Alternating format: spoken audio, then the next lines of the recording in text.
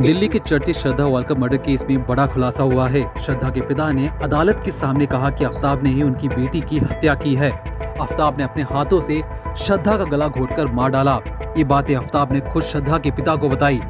अदालत के सामने आफ्ताब की करतूत बताते हुए श्रद्धा के पिता विकास वालकर रोने भी लगे और आगे बताया कि श्रद्धा का गला घोटने के बाद आफ्ताब ने एक आरी खरीदी और उसकी लाश के हाथ काटकर कूड़े के थैले में रखा। आपको बता दें कि दिल्ली की एक अदालत में श्रद्धा मर्डर केस में गवाहों का बयान दर्ज कराया जा रहा है। सोमवार यानी 31 जुलाई को अदालत के सामने पीड़िता के पिता ने अपना बयान दिया था।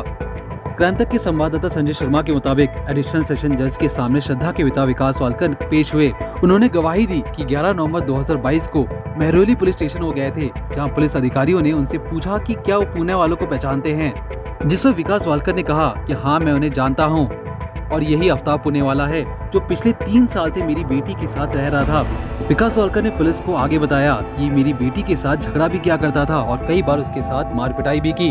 उन्होंने पुलिस स्टेशन में ये भी बताया कि उन्होंने अधिकारियों को 20 मई यानी हत्या के 2 दिन बाद श्रद्धा के बैंक अकाउंट से पैसे ट्रांसफर के बारे में पूछताछ करते देखा। आफ्ताब ने हैरान होते हुए कहा, ऐसा कुछ भी नहीं है। विकास वालकर आगे कहते हैं, जब मैंने उससे पूछा कि मेरी बेटी कहाँ है तो उसने जवाब दिया, अब वो नहीं रही।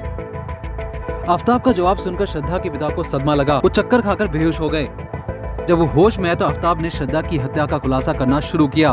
उसने बताया कि कैसे बेरहमी से उसने श्रद्धा का मर्डर किया।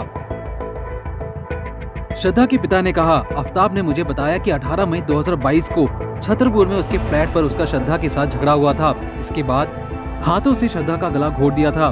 पीड़िता के पिता ने बताया कि पुणे वाला ने उन्हें ये भी बताया कि श्रद्धा की हत्या करने के बाद उसने एक हार्डवेयर स्टोर से एक आरी, 2 एक्स्ट्रा ब्लेड और एक हथौड़ा खरीदा और रात में उसने श्रद्धा की लाश की दोनों कलाई काट दी और उन्हें कचरे के वाले बैग में डालकर बाहर फेंक आया।